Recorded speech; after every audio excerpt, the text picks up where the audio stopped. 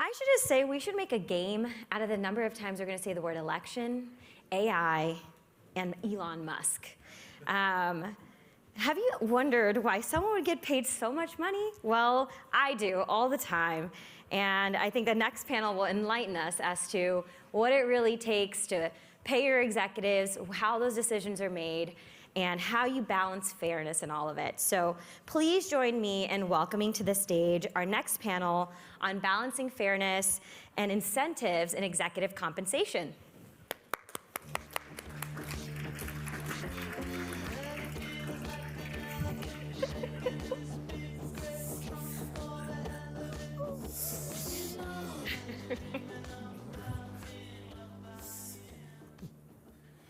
Hi, everyone. I'm Adam Badawi. I'm a professor at Berkeley Law. I teach in the business law program.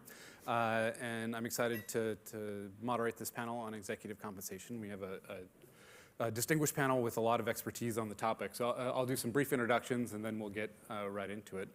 To my immediate right is Jay Ramaswamy, who's the Chief Legal Officer at Andreessen Horowitz, has a lot of experience doing compliance at public companies. Next to him is Zain Oke, who is the Vice President at AAA and has a lot of both private and public board experience, including at Daily Harvest. Next to her is Scott McCall, who's a partner at our presenting sponsor, Cooley. Does a lot of work on executive compensation, particularly in life science and in tech. And then next to him is Liz Gartland, who is a partner at Fenwick & West, also brings a lot of experience on corporate governance and executive compensation. So the thought today was that we want to talk about executive compensation throughout the life cycle of the firm, because we have people who think about that problem at different points. So Jay, I thought I would start with you. You're doing a lot of venture capital. How do you think about executive compensation and the problems that it poses these days? Sure. I think backing up for a second, it's important just to recognize what our business is, which is we're in the business of finding kind of weird moonshots, right? The venture capital business only works if we have a company, usually one out of 100 companies, that really hits it big. And that tends to make up for a lot of the misses that you have. And that kind of return profile, sort of a little bit more of a long tail rather than a normal distribution, is what makes our LPs come back to us. If we don't have that return profile, we really can't compensate the limited partners that invest in us for the risk that they're taking on in our business. So that informs our entire thoughts around executive compensations at the early stage of a company. And the key to remember this is, I think when I first joined Andreessen Horowitz, and I'm not from the venture capital industry, I have a bunch of other experiences, including the government and in finance and in compliance roles. But one of the things that was impressed on me is that in many ways, venture capital is much more of a talent business, masquerading as a financial business. In other words, you're looking for creatives, essentially, people who can who understand technology. We're in technology investing, in both on the bio side as well as software and some hardware. But it's people who understand the technology deeply, but also, in a sense, can ignore the world around them and everybody who's telling them it can't work to create something brand new that somebody hasn't seen before. And from that perspective, it's kind of the business of alchemy. They're creating something out of nothing. And so as we think about compensation, one of the most important things, particularly as you think about the fact that these companies are going to, or interests are going to be diluted over time, you want to ensure that the founder has sufficient stake in the company throughout the life cycle of the company, and they don't get diluted to a point where they don't really have an incentive to, in a sense, put their blood, sweat, and tears into this.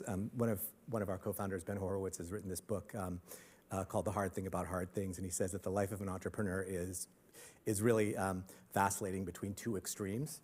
One is extreme euphoria, and extreme depression. There's nothing in between. And it's easy to walk away, right? Who wants to put their life into that? You ask, Jensen at NVIDIA whether he would do it again, and he says no, right? And so that's what you're kind of dealing with with a startup company. And so for us, the most important thing is to make sure that they've got a sufficient enough stake in something that's their own to create something out of nothing. And so as we think about fairness in that context, and it very well could change over the life cycle of investment, it's really about making sure that in a sense, that negotiation between the entrepreneur and us, and then subsequent round of investors who are going to end up diluting interests in it, is sufficiently strong to maintain that tie. And Zane, what's been your experience kind of in that early to mid stage at the board level when you're thinking about compensation? So I would say for my experience around going from a private company to a public company, there's generally that discussion around whether or not the executive comp is at the right quartile, right? And so in those situations, you usually are utilizing an outside third party to be the advisor on the compensation package. They've done the research, they've looked at similar companies, same size, same industry, what does compensation look for the various executives there? And then you do a comparison, right? You determine whether or not the pay that your executive team has received as a private company equates to what they should now receive as a public company, and what quartile should they fall in. In most situations, you're not going to go directly to the top quartile, right? There's still that performance that you expect to see from management, but you try to determine whether or not they're still in the bottom level of the quartile. And so where do you find a good mid-range for them to start off, and then put the performance plan together to determine where targets and goals can allow them to increase their compensation. In most cases, there's a discussion around where people are between cash compensation and stock options, et cetera, their equity portion. And as a board member, the goal is really to determine, are you setting the appropriate level of compensation across all of your executives? And one of the more interesting things that I learned in one of my recent experiences was recognizing when there's differences, and as a board member, determining when you have the discretion to raise questions around what those advisors are telling you about compensation. And that was a critical thing that I learned early on, is that as a director, it's your responsibility to speak up, particularly if you see that there may be inequality happening in that pay scale. And as a person who focuses on ensuring that if we're going to set a ground rule around what pay should look like, then why would we have differences occur for different levels of roles? And early on, taking that opportunity to have those tough conversations at the beginning probably saves a lot of subsequent conversations with executives when they start questioning what their pay looks like, or as a board, we begin to question, well, how did we get to where we landed initially? So I would think it's important in those early stages to listen to your advisors, but still as a director, have the discretion to push back and raise issues or questions when necessary. Great. Scott, maybe you can tell us about when it is that you kind of get your first call from a company, right? What stage do they start thinking, we need some help from outside professionals? From formation, maybe sometimes even before formation. We're dealing with companies at all stages of the life cycle. So very, very beginning. I would say that at the early stage, probably the biggest issue that I see amongst companies is, people are so busy trying to grow a business and start a business, and there's so much to think about. And we're not talking about some, we've got this department, that department. You got, a handful of people wearing multiples of hats, and one of those is trying to figure out what compensation is. And we get a lot of calls like, well, just throw us some survey data, or something like that. And at early stage companies, everything is just very often so ad hoc, right? Founder gets whatever they think is typical for a founder, and before you get your professional investors involved, right? Sometimes you get these people who are handing out equity like it's candy, right? And they forget sometimes that, you can only give up to 100%, all right? So sometimes we've seen commitments in excess of 100%, right? So it's really trying to rein that in and get people really thinking about instilling a discipline, because as soon as you invite in an investor and it's no longer your company, right, because you've now invited others in, you're going to realize very quickly that they are allergic to dilution, right? And so you've got to be very careful about how you dole it out. And it's really, really trying to get people as soon as possible focused on that. And I'd love to tell you that we see very structured programs at these early stages, but very often we don't. And so a lot of times what we're facing and trying to do is we're trying to correct and bring something back into something that's more normal and typical, because they didn't have a lot of structure at the very beginning. Yeah, I think a lot of lawyers have the experience of trying to get people to follow the rules. Liz, what's been your experience kind of at that stage? Sure. So I typically join a company when they are a very late stage private company and help them move through IPO and then stay on board as they are a publicly traded company. And I will echo what everybody says here. At the time we're preparing for IPO, we really are focusing on the leveling and trying to get the compensation into the right level and the right structure and form, so that when you flip the switch and you're public and everything becomes publicly disclosed, you have an easier disclosure story to tell, and one that your outside investors will be supportive of. And I think in doing that, what we try to focus on, Scott hopefully has already corrected all of the the early stage ad hoc confetti of equity awards. We start having the conversations about, I'll call it corporate compensation hygiene or just practices.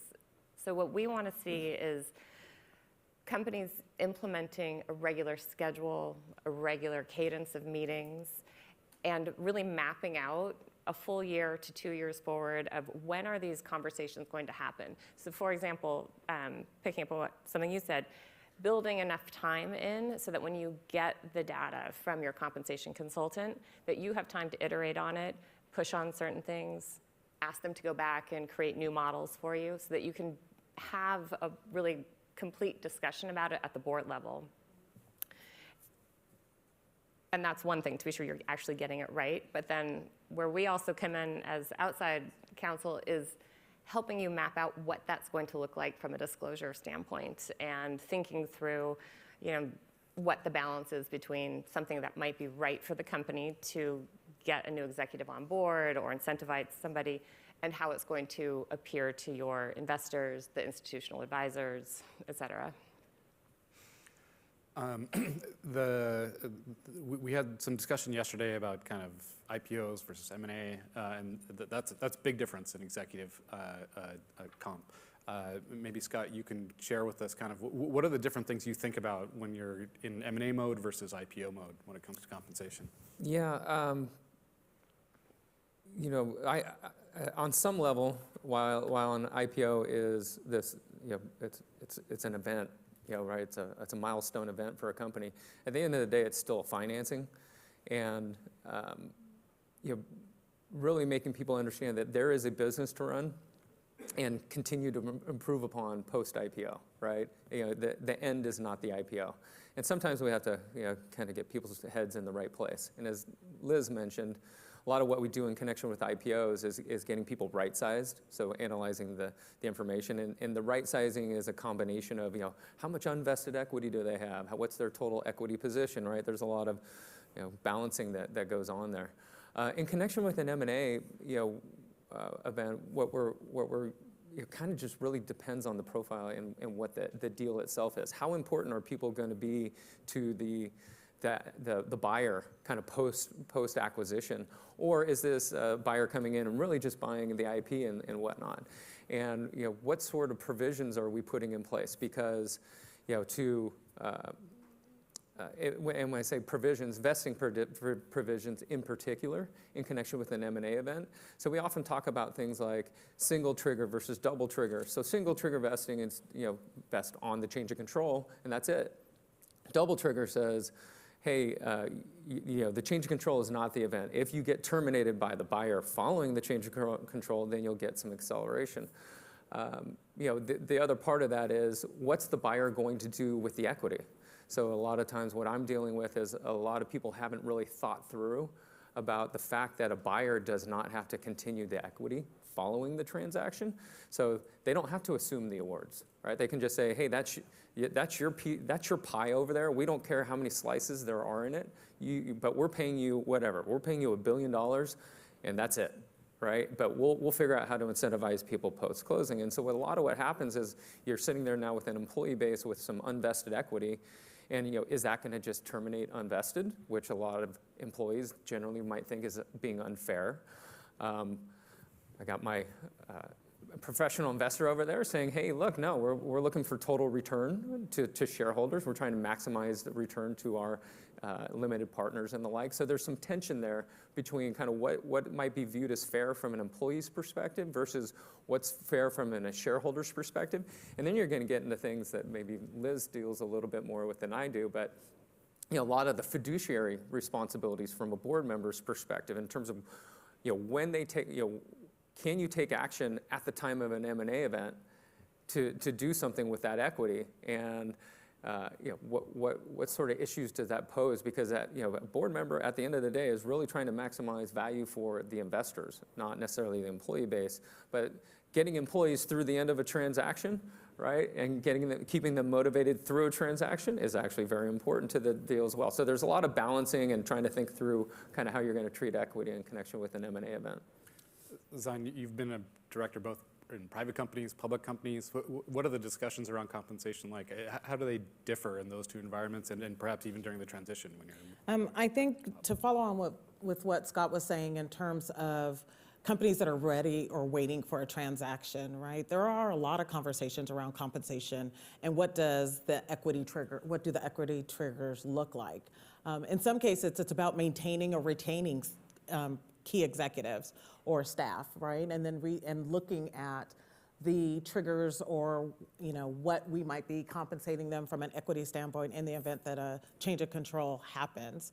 A lot of times it's a discussion about, well, someone is about to leave in advance of a transaction because we recognize there's redundancies in roles, and now they want to change some of that vesting period, right? And as a board member, you have to have those conversations because you don't necessarily want to be making those changes willy-nilly based on just random asks. And so having that discipline in place of understanding at what point do we make certain changes so that we're at least being objective with all executives and other employees, and at what points does it make sense that we should do that in order for us to probably affect a transaction, to ensure somebody is there in order for us to see it all the way through. So those conversations happen all the time at a board level. You're always looking to make certain that you don't go over your 100% and ensuring that you're still keeping some of that pool available for other parties that you're trying to attract, right? If you don't leave enough in your equity pool, then how do you attract that next executive that you might need for your company? So those are all the different types of conversations that happen in the boardroom when it comes to the compensation and the equity packages that are out there. And Jay, as your portfolio companies are getting closer to IPO or becoming more mature, do you think differently about compensation, or is it still kind of that initial mindset? No, I mean, I think it because there's a broader pool of constituents. There's more employees who now have to get access to the pool of capital. There's investor interest, but I think it's that balance that was mentioned, which is one. Any transaction, even an IPO transaction, is just the continuation of a business. There's still a business to run at the end of the day, and incentives don't just disappear because you have a liquidity event. And so I think that's an important set of considerations. The other set of considerations is, as investors, true, we don't want to be overly diluted ourselves. We have economic interests of our own. But increasingly, and this is true of our business, I think the traditional venture capital model was that you exited before at the liquidity event. We now have growth funds. We have other involvement. Sometimes our GPs will stay on the board post-IPO. These are all new things for, I think, venture capital. And so you definitely do have to take into account a whole host of different considerations as you move to the public markets.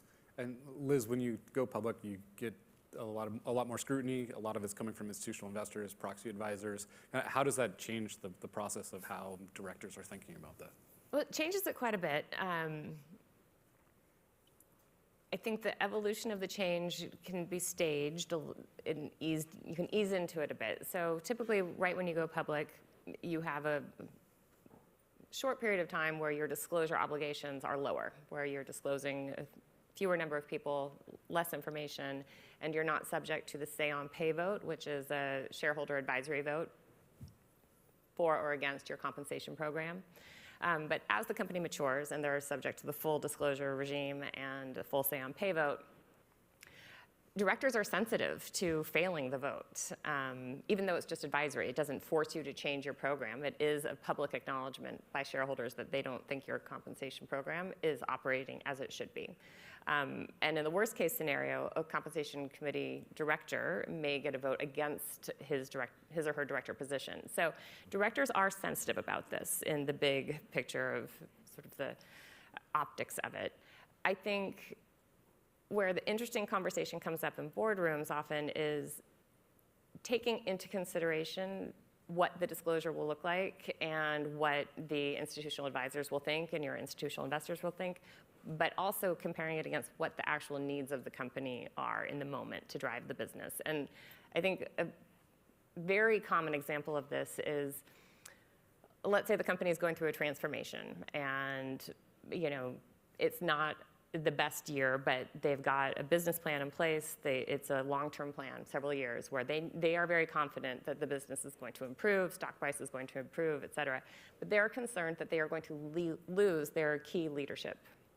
And so it may be in the best interest of the company to put in place a one-time retention award or new performance-type equity that's outsized, right? It's a larger or at least just off-cycle award. Now that will get some negative response from ISS, which is an advisory firm, and perhaps some institutional investors, where they will criticize the company for doing something outside of the regular schedule. And something that looks on the date of grant as being perhaps excessive compared to what the current company performance is. But that may be worth the scrutiny. It may be worth the criticism because it is driving something that's more important to the business. And so I think it's taking into consideration what the scrutiny is going to be, what the disclosure is going to be, and viewing it holistically. And also, early on, a lot of times you've got sort of friendly stockholders, so to speak, around your holding a substantial amount of shares. So you might not, maybe you are a little bit more brazen then, and you say, it really doesn't matter. We know we're going to get the vote. We're going to do what's right, and we will deal with ISS and investor response later. So it evolves, but it's a balance, I think. So the stock grant, I imagine most people in this room are familiar with, is the one that is currently under review in Delaware that went to Elon Musk. I don't want to talk about that grant at length, but the practice of moonshot grants, right? Kind of really high targets with really large rewards. We're seeing more coverage of that. Scott, are these that prevalent out there? How many are getting hit? And what happens when you don't hit them? It's funny, right before this presentation, I did a presentation on Moonshot Awards. So I literally walked from the room over there to here. Obviously the Elon Musk Award is the one that got a lot of press. And then as we often see, there's a lot of monkey see, monkey do. Oh, Elon has one, I should have one. And sometimes you want to say, hey, but you're not Elon Musk. But let's leave that aside for a second. But we are still seeing them. So let's roll back a little bit. We were dealing with a very strong market for 10 or so years, right? And then all of a sudden, so when you kind of see this upward trajectory in the market all the time, these things seem like great idea, right? And then what happens? 2022 rolls around, and all of a sudden the stock market doesn't go away. All of a sudden these awards look like, geez, I will never be able to achieve them. And this is why you get the ISS and Glass Lewis's that really view these warily, right? Like they're just like, it doesn't give the board an opportunity. They're front-loaded. There's usually a commitment not to grant equity for a long period of time. So it really takes away the board's opportunity to pivot to the extent it needs to, right, in the future. And, you know, so much when I'm dealing with executives, you know, they're just so focused on the moment and what the world looks like in the moment. And a lot of what I try to do is saying, hey, the world might look different at some point, and if it looks like this, what do you think? You know, so I'm trying to you know, spend a lot of time with them thinking that through. But you know, there are, in terms of Moonshot Awards, whether or not there's the business aspect of it, right? Is it the right thing to do for the company? But you know, what we're seeing is obviously a lot of litigation around these sorts of awards. In particular, public companies, right, where if you take an action as a public company, as opposed to a private, you're going to get sued by the shareholders that exist at the time of the transaction. So that's why we see a lot of these Moonshot Awards put in place pre-IPO, right? Because we got a more condensed shareholder base that's probably a lot friendlier that would go along with this. Versus doing something once you're public, all of a sudden you got the plaintiff's attorneys out there who are ready to attack and try to get $9 billion payments. Well, 5.6, but I think it's, you know, stocks increased since their ask, so it's about 9 billion right now. You know, and it's kind of taken a sidestep. You know, the plaintiff's attorneys get paid $9 billion, but Elon Musk gets paid $0. I still don't understand that. But leaving that aside, I think there's a lot of litigation risk. There's a lot of scrutiny around these. So, you know, what we find is we've seen a lot of number of companies that maybe put these in place while they're private. These extend out to what happens post-IPO, and now we're seeing companies kind of amend them, get rid of them, right? And yeah, so you really think long and hard about whether or not you're ready to commit to a Moonshot Award.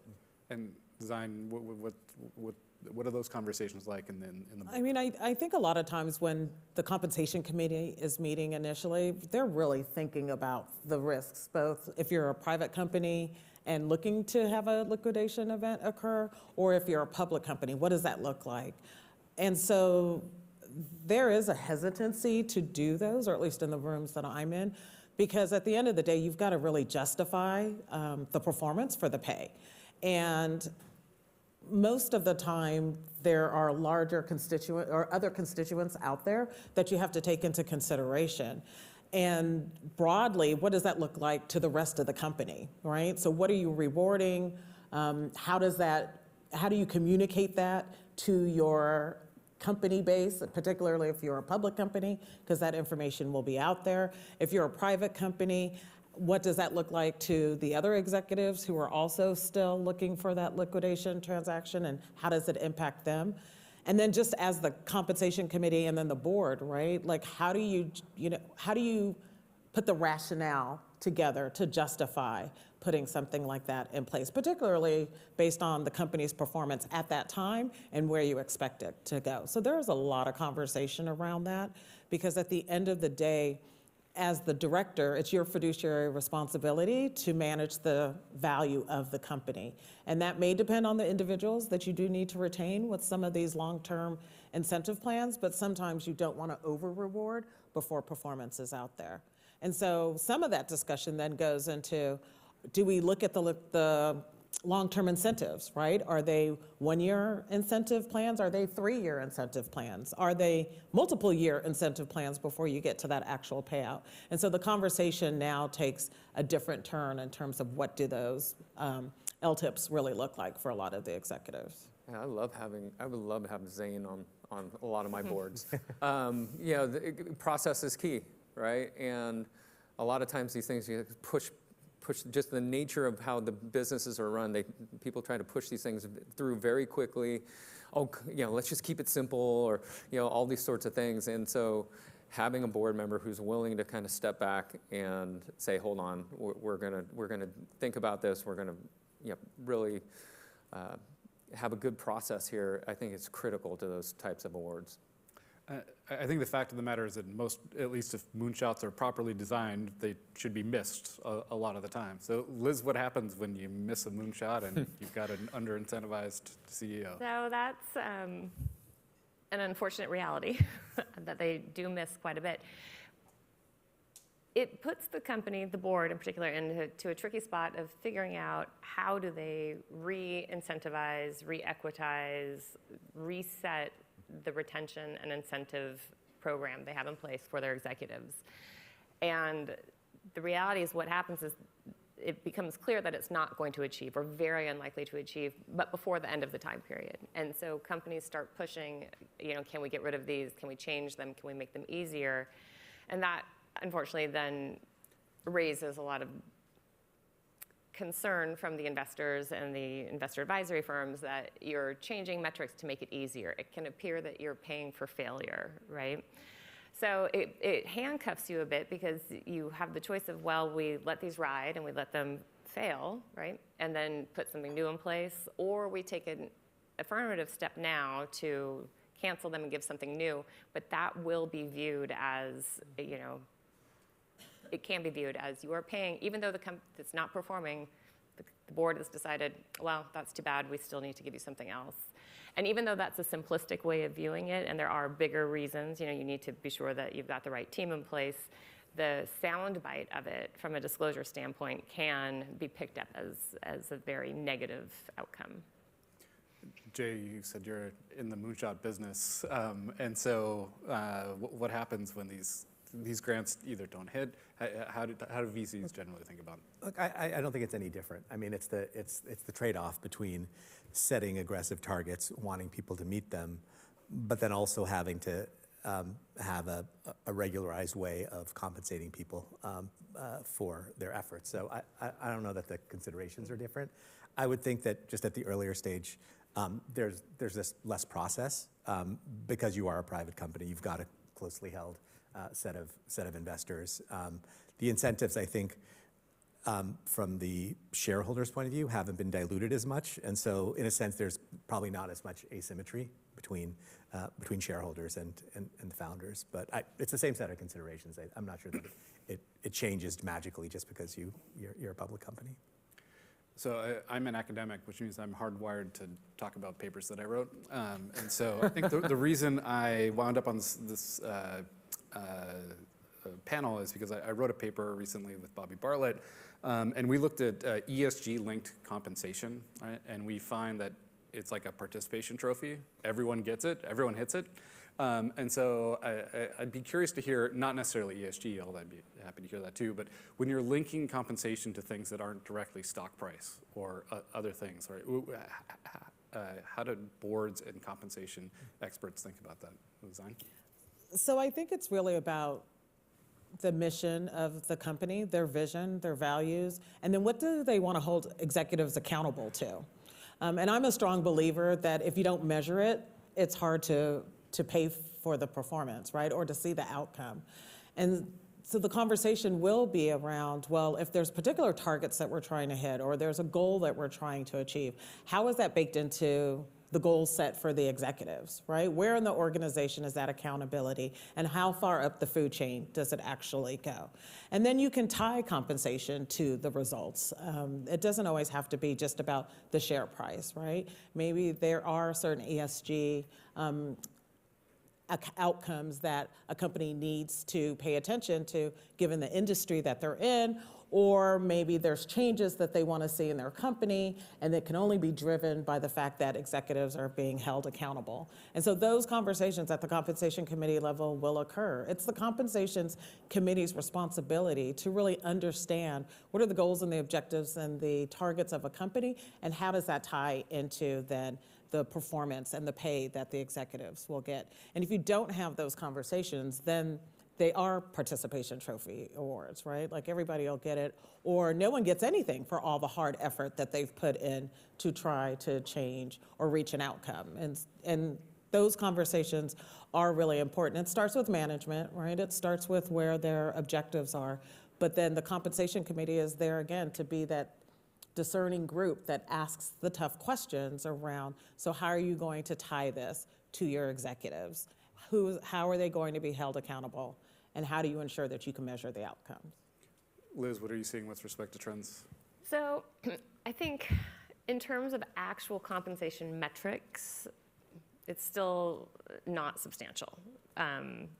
if it maybe there's a stock price metric, maybe a revenue metric, and then there's a small component that is an ESG metric, and it may be almost a discretionary increase or decrease based on very subjective goals. I'm speaking broadly. This is sort of generally what I see.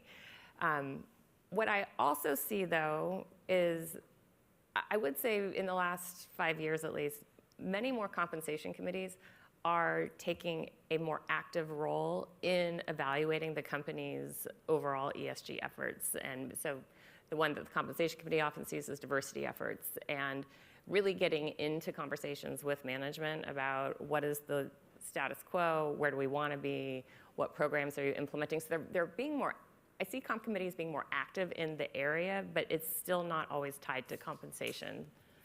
So maybe that's positive, but it's Scott? Yeah, when it comes to ESG metrics, I think to Zane's point is that how do you measure it? And I think a lot of companies really struggle with putting in place objective performance goals when it comes to ESG. So that's why it very often is tied off as sort of a, well, we'll kind of evaluate in a subjective way, and then we'll kind of adjust upwards or downwards, which as a public company, we already know that ISS, Glass Lewis, and institutional investors don't like subjective performance. They want to see objective goals and rigorous goals at that. And so I think from a company perspective, one, you have to decide, I think, values, right? Is this really important to us, or are we just trying to check a box? And I see so many companies just like, well, we got to throw in an ESG metric, everybody else is, so we should too, right? And obviously, I would say, well, that doesn't seem like a very good reason to do it. Like, how does this improve your business? Is there a long-term outlook here? If we improve our ESG metrics, does this improve the company in some fashion?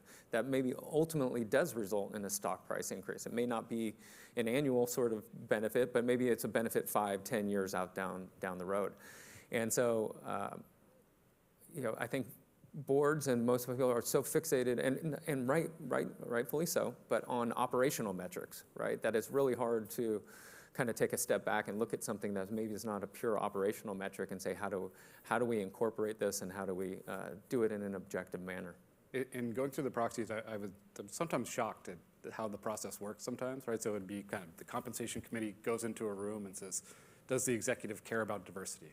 It seems like the person cares about diversity, so they should get their bonus, right? Or one CEO got a bonus for conducting layoffs in a humane way, right? And so I'm curious, how does that happen, right? How does a process like that get put in place? And I would think, what do you do to avoid that kind of soft sort of discretion? I'd invite anyone. I can't answer that because that wouldn't happen in a compensation committee. I mean, I think it's, sometimes it's just the easy way out for a difficult conversation. Like you said, Scott, sometimes the measurement is too difficult to try to really create. But I think at the end of the day, you should really weigh on whether or not it should be there at all then, right? I mean, if it's not real, then why include it? And then, because you'll face these difficult conversations and these difficult questions about, well, why did you reward somebody for something as vague as that? And so then the real question is, then why include it? Like, let's put things in that we think align with things that are measurable, that have outcomes that can be targeted and seen and then delivered to the bottom line or shareholder value. And I think people want to do the right thing overall. It's just sometimes, how do you go about doing it? You see the old scorecard, where the scorecard itself seems like you got to the score in an objective manner, but at the end of the day, it was really sort of some subjective determination as to the scorecard. And so, yeah, do you mean it? And if you don't, then why include it? Right. We've only got a little bit of time left, but I'd be curious if anyone has thoughts on kind of where we're heading in trends in executive compensation, right? What are the things that we should be keeping an eye on? I don't know if the administration's going to change things. What are you looking to? You want to start, Jay? I'm not sure I have great insight into this. All I would say is, I mean, I think one trend that has already been noted, is companies going public later, founder-led companies becoming public. I think that's only going to continue for a whole host of reasons. I think some of that are capital market reasons. Companies want to stay private longer, changes in structure. So I think that tension is only going to exist and probably get more dramatic as time goes on. And the reality is that founder-led companies are different than other companies. I'm taking it out of the tech world, but I worked at Capital One for many years and worked at Bank of America. And the difference in culture between Capital One, which is still a founder-led company with a very strong founder culture, and Bank of America was night and day. So it's not all negative. Founder-led companies are actually great places to work in a lot of ways. So, but I do think that's just going to become more of an issue. I think what I would add to the conversation is just around the pay for performance discussion. What does that really look like? What do these long-term incentives look like for the executives? That is starting to change. There's more rigor around what goes into that.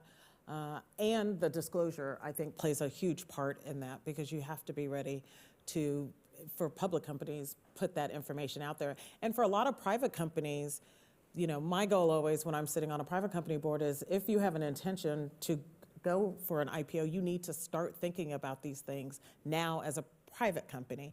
And so how do you prepare yourselves for that? And so again, a lot of that conversation is around, what does our executive compensation look like, and what is going to eventually get disclosed if a IPO occurs? Well, there is much more to say, but we are out of time. So please join me in thanking our panelists.